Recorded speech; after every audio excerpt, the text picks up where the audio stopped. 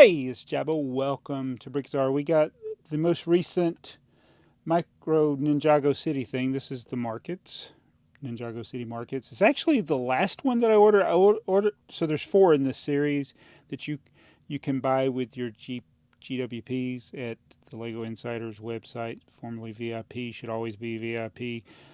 Anyway, the order for some reason the order that had the other one hasn't come yet. I already got this one.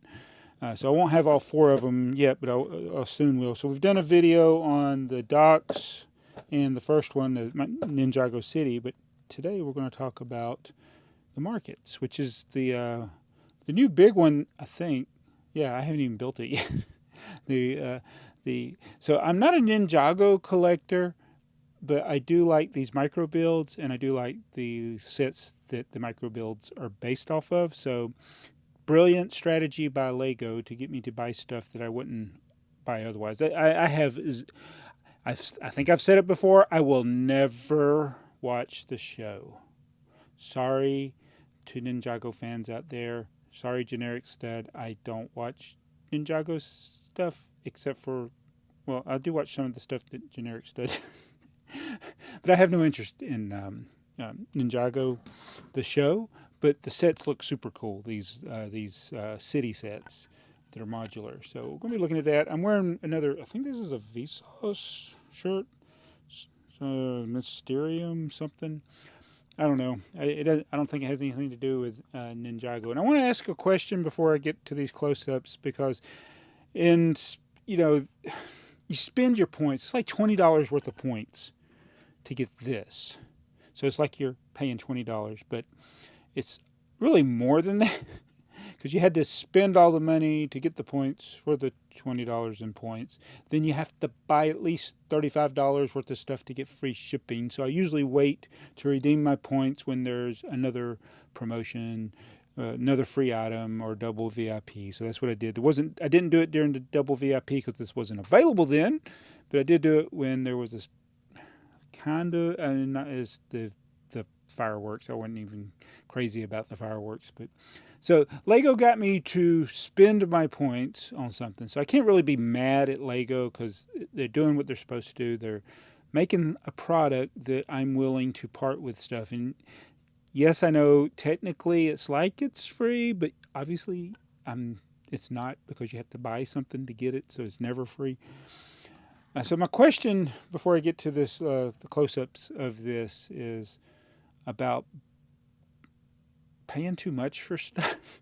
I feel like I pay too much for this, and I see a lot of what I would say is bad advice on YouTube, and I don't really do a lot.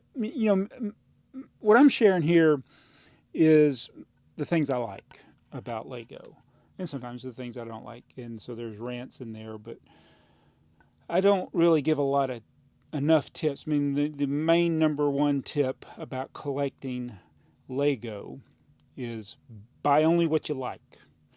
And so I do like these, even though I don't like Ninjago theme. I do like these. So only buy what you like. That's the number one collecting rule, in my opinion. But if you have nostalgia and there's things you've missed, or there's things that are on shelves now and you're thinking, oh, will these be worth something someday? I just feel like there's a lot of bad advice out there, and I'm thinking about doing a video at some point this year, but I want to get some feedback because I've been thinking about this at work and going around and around in my head. Yes, this video is not about the Ninjago City micro builds, but one of the things I see is a lot of people going to brick and mortar stores that offer them very little for their stuff, which obviously they got to offer less than what they're going to sell it for. They got to keep the lights on. Understand that. I mean, I do the same thing. I buy low, sell high. That's what you do. But it's really kind of like highway robbery in a way. And then the prices that they sell it aren't fair market prices. And it just bugs me because I see it's like my feed gets filled up with these videos that I don't watch because I just want to know what your opinion is. And I'm thinking about making my opinion. I just said, well, I guess I just said my opinion, but I don't see the value in it. I see why people would go. I see why people would buy stuff in that, they're finding stuff that they missed from their childhood or they missed from a few years ago, and I can buy it now. They don't think about that they're paying 5 times what it's worth. Well, maybe that's hyperbole. Maybe it's only like 3 times what it's worth. That's what I'm talking about. So enough of that. Let's look at this micro build. So I have no perspective on this thing because I'm pretty sure I haven't built it. This is the new one, right? Which was under here?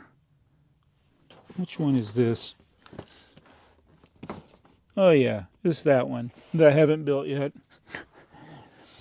So this will be the first time I've ever built the micro build before I built the actual build. So we have the 5 original Lego Lego modulars that I built, and then I built the micro builds of those, and they never made another micro build until they did these.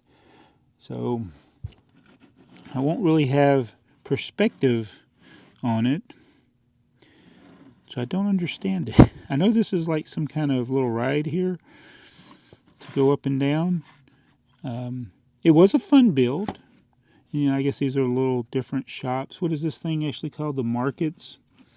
Everyone, it seems like the trademark in a Ninjago set is a little boat. Seems like they all have the little black and brown boat in them. That's kind of like the little thing they do. But yeah, it's just neat seeing all the little techniques they have to make this. It was a lot cooler when I was building it than when I'm looking at it right now. It's still pretty cool. I wish I could compare it to the original. But they do, like the other modular, they connect together. And when I get the last one, we'll put them all together and show you that. But that's about all I got to say about that.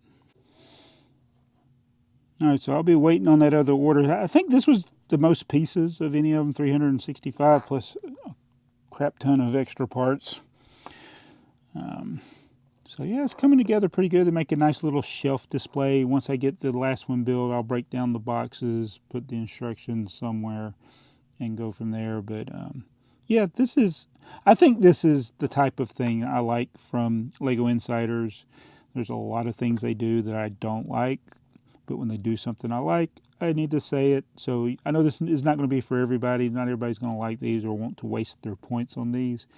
And if you don't want to waste your points on these, I recommend not wasting your points on them. Use them on something you want. Because like, when the time I get the last one, that's like $80 in points that I could have spent on, an actual bigger Lego set. But I decided to get these for almost free. So there we go. Another micro build. Lego has taken stuff that I would have spent on another set again. They're so tricky that way, getting me to spend my points and my money. So let me know, did you get these? Is something you're interested in, or do you see anything you wish they would do at Lego Insiders? And do you shop at other brick and mortar stores besides Lego, Kmart? Wait, Kmart doesn't exist anymore. You know what I mean. Not your traditional retailers, your third-party resellers of Lego. I mean, it's a resource that we're glad we have resellers that sell discontinued items that Lego no longer sells because you can get them. But we've had that for years. It's called Bricklink and eBay. And it's okay to have a third-party store, but sometimes I think, do I need to camp out in front of these stores and be like, hey, don't give away your stuff for nothing. There was some guy in, I think it was in another country? I don't know where he was, but the price that he got offered for his stuff was just like, it was sad. It was sad. And then the other thing they do is they offer you store credit, and that makes it sound like a better value. I sound, you know what? I'm ranting on something that I have no. I don't want to say I don't have freedom of speech to do it. It's just that I've not actually sold anything to one of these stores, nor have I bought anything from the particular ones that I'm talking about. I've been to Atlanta Brick Co., which is in the same vein of these. I live on the other side of Atlanta from Atlanta Brick Co. I don't go there. I love the people there. It's just not worth the drive for me to go down there. You can buy stuff in there. Essentially they took all their stuff off of Bricklink and they just strictly do it on their own website. Pretty much, well, they may have a few things left on Brick. I think they're in the process of taking everything off of Bricklink and just putting it on their website. Um, I don't. I mean, you save your 2%, or your 3% fees in doing that. I just think Bricklink is a better place because more people have access to it. But yeah, I'm not a fan of brick and mortar stores. Help me. Should I be? Thank you. See you in the next video.